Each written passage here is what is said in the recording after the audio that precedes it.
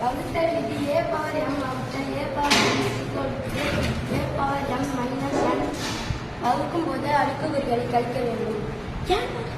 அடுக்கு விதி a power m the whole power n is equal to a power m into n.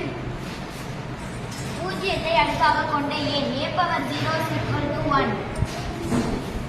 தலைகீழ் விதி a power minus m is equal to 1 by a power m.